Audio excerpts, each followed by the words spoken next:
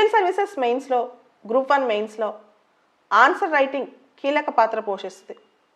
Answer writing సంబంధించి స్టూడెంట్స్కి కొంతమందికి వాళ్ళకి ఆన్సర్ రైటింగ్ స్కిల్స్కి సంబంధించిన డౌట్స్ ఉంటాయి.